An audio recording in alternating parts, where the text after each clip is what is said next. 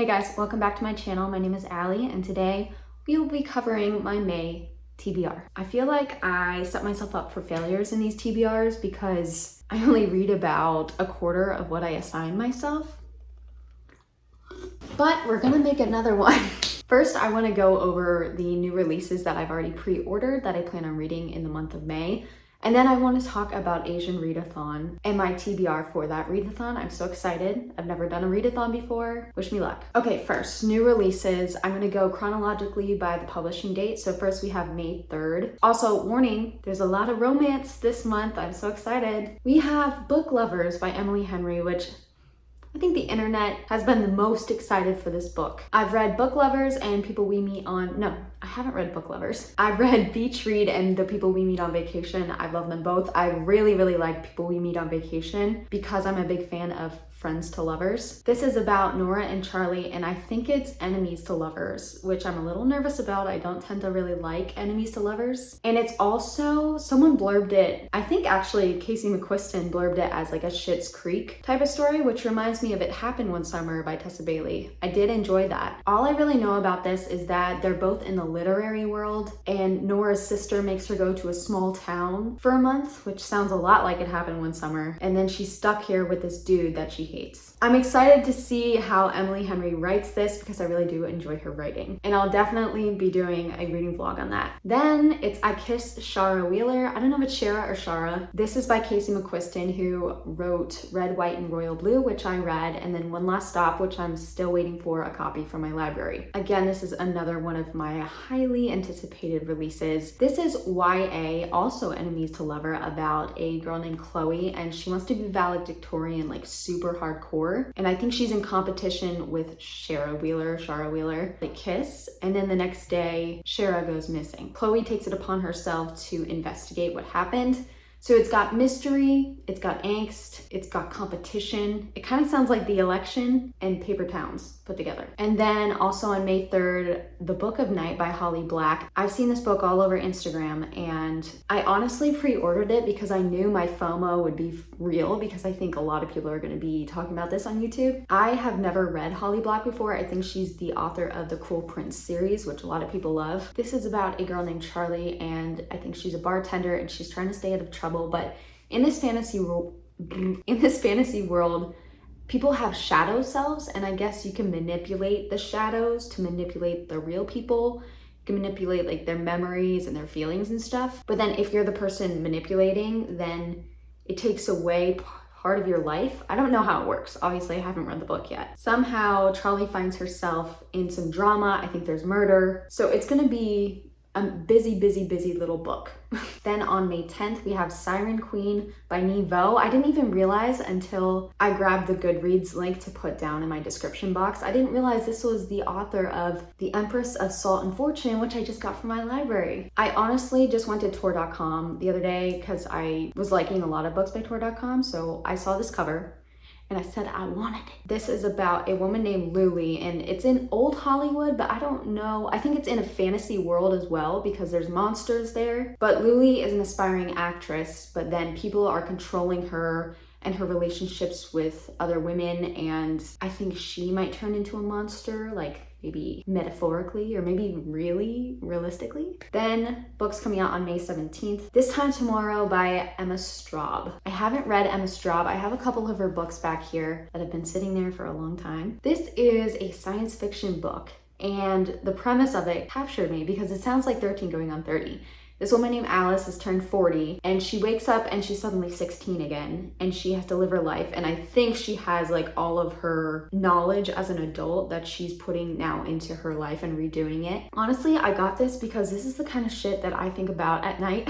I think about like, if I had the knowledge that I have now and I redid this situation, what would I have done? And then I technically haven't pre-ordered this one because I'm not sure I'm gonna get to it with this long list of books, but it's Something Wilder by Christina Lauren. I've read a couple Christina Lauren books. Hold on, let me just, okay, wait. I've started a few Christina Lauren books. I started The Unhoneymooners and The Soulmate Equation, and I didn't finish them. It wasn't that I didn't like them, I didn't DNF them, I was just like, eh. This one sounded kind of interesting because it's about a woman named Lily, and she's the daughter of a treasure hunter. So I was like, national treasure vibes? Yes, please. So this is a second chance romance. I am excited about that, and I'm excited about the treasure hunting. I hope it's kind of adventurous. Okay, the last two books that I pre-ordered that come out on May 24th, we have You Made a Fool of Death with Your Beauty by Akwaeke Anezi.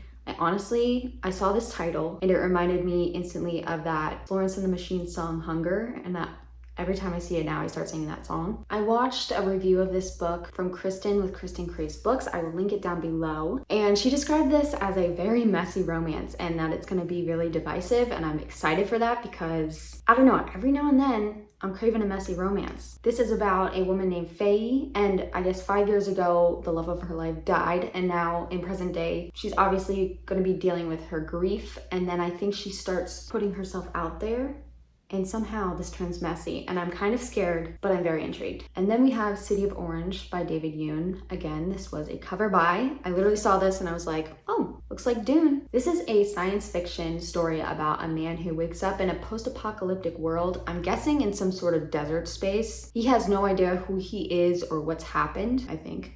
Again, I haven't read the book. And so he has to forage and, you know, figure out how to survive. And then he comes across this boy. I don't know if it's a mirage or because it's science fiction, maybe, I don't know. In the blurb, it says he realizes nothing is what he thought it was, neither the past nor the present. So maybe it's like his younger self, who knows? I read some of the reviews of this and people were saying that it was really slow paced. A lot of people don't like that. Some of the reviewers didn't, but I enjoy a slow-paced book, especially when it's really just one person in one place. I eat that shit up. Okay, and now onto Asian Readathon. First of all, this is put on by Cindy with Reads with Cindy. I will link her video announcement down below, which explains all the prompts, which I'll get into. I'll also link, there's like a Storygraph link for the Readathon if you are on Storygraph. And then she also has a directory of Asian authors, so you can go ahead and search by nationality or country. And this could be authors or characters, I think. Like I said, I've never done a Readathon, and I also wasn't planning on doing a TBR because I didn't want to force myself to read anything, but I have so recently, in the last 3 of my hauls, which you can watch down below or up here, so many Asian authors, and I want to read them all. So I thought, let's do it. I'm gonna be a readathon girly. Okay, so there are 5 prompts, and Cindy, I think I said read with Cindy, I forget, she changed her name to with Cindy, but Cindy chose these prompts based on that new movie, Everything Everywhere All at Once. I'm gonna go see it next weekend with my friends, I'm so excited. But they're pretty easy prompts, like literally anyone could do this. So there are 5 prompts. 1, read a book by an Asian author. 2, read a book about an Asian character who is a woman and or older. Prompt number 3, read a book by an Asian author about a universe that's not like yours. So this could be totally fantasy, or this could be like just something completely different from your life. Number 4, read a book by an Asian author with a cover worthy of googly eyes, which I guess is from that movie, but obviously it's like a cover that's drool worthy. And then number 5, read a book by an Asian author that has a high rating or is highly recommended. Obviously you can combine all of these, like you could have a book that has literally all of these, maybe. The twist is that each book should feature a different nationality or ethnicity, so either the author or the character. I have quite a few Asian authors and stories here, and I literally want to read them all, and I might. So for prompt 1, read from an Asian author, literally all of these could suffice. Prompt number 2, I wanted to find one with an older woman. So I have had A Tale for the Time Being by Ruth Ozeki on my shelves for about a year. This is a story about a 16-year-old girl named Now, and she's being heavily bullied. So I believe her part of the story is kind of like a diary style entry, and she's writing pretty much the biography of her great-grandmother. And I believe Now is ready to end her life, which is very sad. Our other point of view is a young woman named Ruth who finds these letters in a Hello Kitty lunchbox. I guess there's been a tsunami. Ruth lives on an island, I don't know where. On the book it just says an island. And it's about these 2 stories interconnecting. I don't know if they come together at the end. I hope. I don't know what happens, but I'm already invested and I already care way too much what's gonna happen. So I am scared, but also already in love. Plus this cover is beautiful. So I thought the story of Now's great-grandmother could cover the older woman's story, but also I don't know how old Ruth is. I know she's married, so maybe she's an oldie.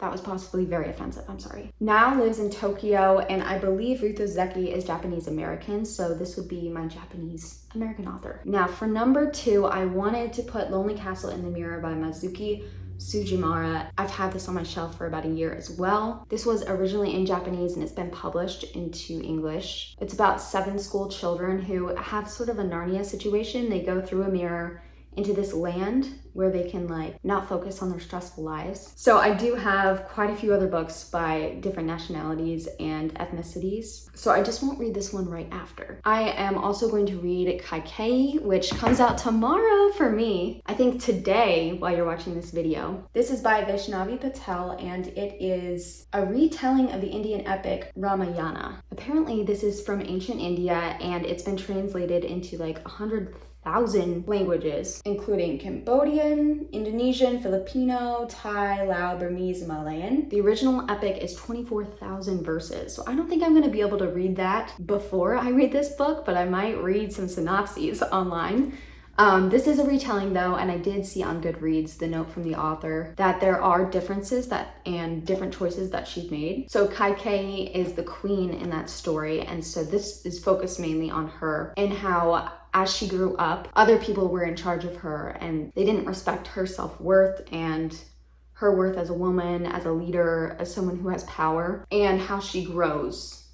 And I don't know if the queen in the book is like an evil queen or a righteous queen or maybe both. So I'm very excited to read this book. Then for number 4, I'm going to use Siren Queen by Nivo. I literally bought this book because it's so dang beautiful. And it is about a Chinese American woman in old Hollywood. If you just skipped to this part, I did summarize what this story would about, so you can go back and watch that if you want. Then number 5, read a book by an Asian author that has a high rating or highly recommended, and I am going to read Fiona and Jane by Jane Shin Ho. This is one of the book of the month picks, so highly recommended, obviously. This is a story about 2 Taiwanese American women, and it was told as short stories, but it follows the same 2 characters over the span of 2 decades. Beginning when they were teenagers. It's all about female friendship and how much goes into that, both hate and love. And I think they drift apart, but like there's always that tether between the 2 of them, and I'm so